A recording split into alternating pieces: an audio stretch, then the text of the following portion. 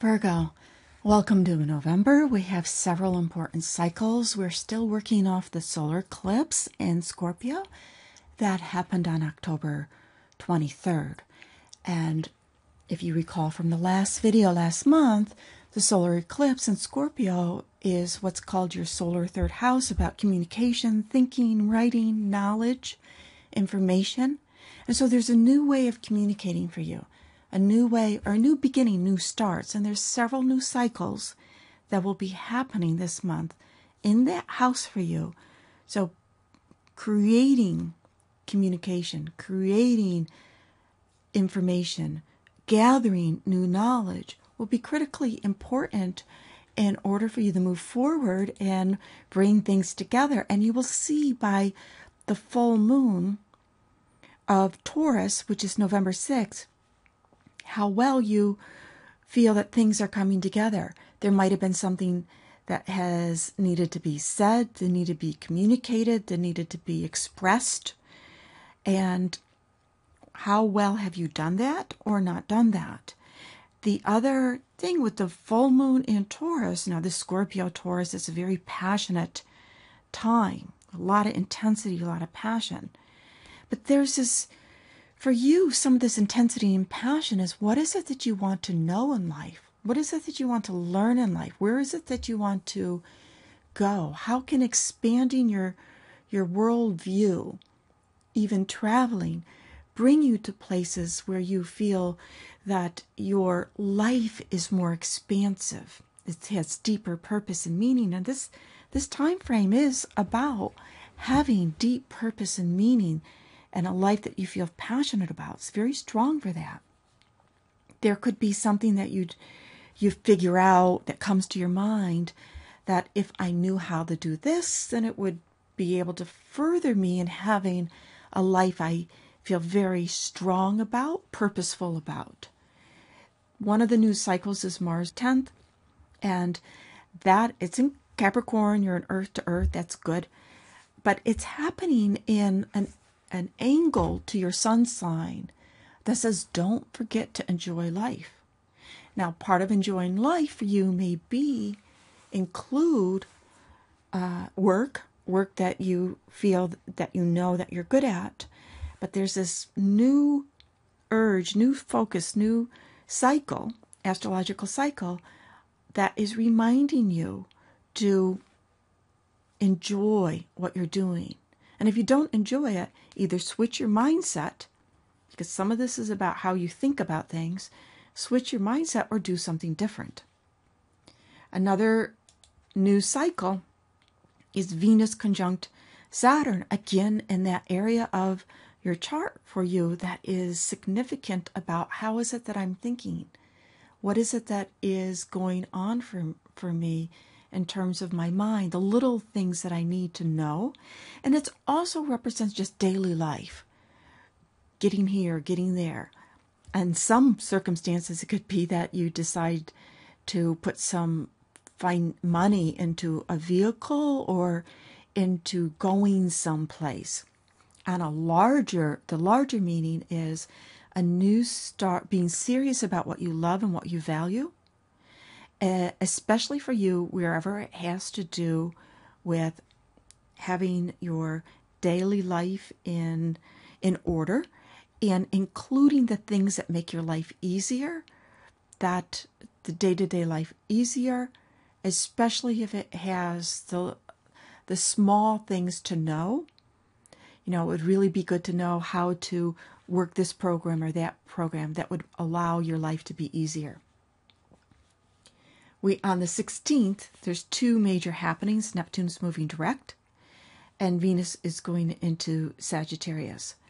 And Neptune direct, so Neptune is opposite your sign. Neptune's in Pisces.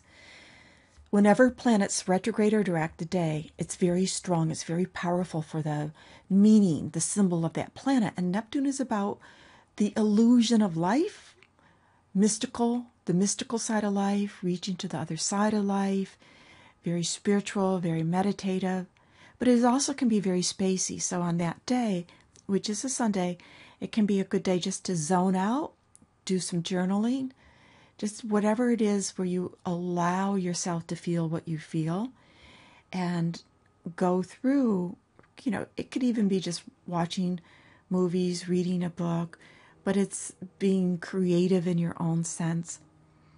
There is the high side of this energy is to connect with what your ideal life will be. Now, it won't be until it's at the number of your sun sign that it will be most important.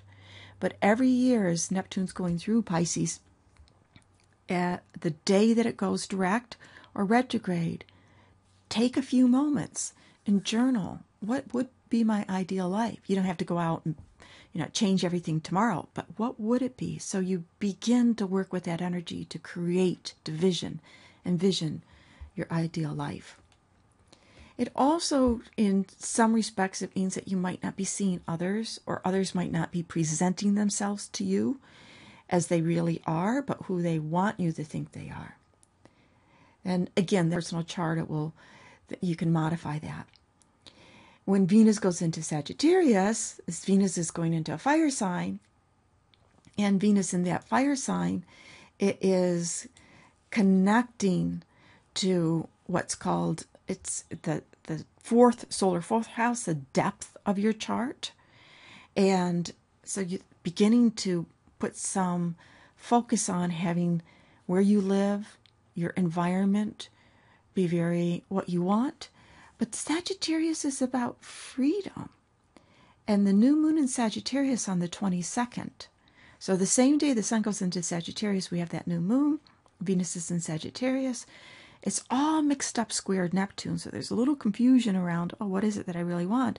But the core message for you is to, how can you have your home, when you go home at night, how can you be free? How can it bring you freedom wherever you live?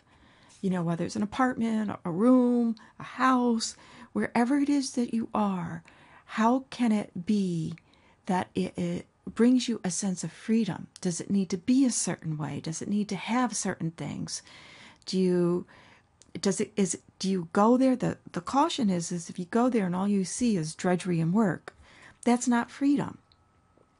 So how can it bring freedom? And it also can be is that you start to think about moving or just doing some traveling so you can get away from the routine of life and have some breathing room. On November 27th, Mercury goes into Sagittarius. So it's joining the Sagittarius party in what's called your solar fourth house of home. And you may find that you start to have messages come up from your subconscious. Because this is your house of home, but it's also the subconscious. It's also what's buried deep within. What makes you who you are. And Sagittarius by nature is a learning energy. I want to know. And this can be a great time to pick up a book, to discover something about yourself that you never knew before, to maybe do some hypnosis work with your tarot cards, whatever it is that you do, astrology, of course, that allows you to understand yourself on a deeper level, a more meaningful level. And through that knowledge, through that information, that too will bring you that freedom. So ultimately, there's freedom comes from you, for you. True freedom, some people think, if I have money, I'll be free. If I have this, I'll be free. Freedom, Virgo, for you comes from understanding your subconscious, from knowing yourself in a deep level. And then from there, all the other blocks that you can experience start to unravel, start to unlock, start to disappear. And that true sense of freedom to be yourself, the true self, emerges.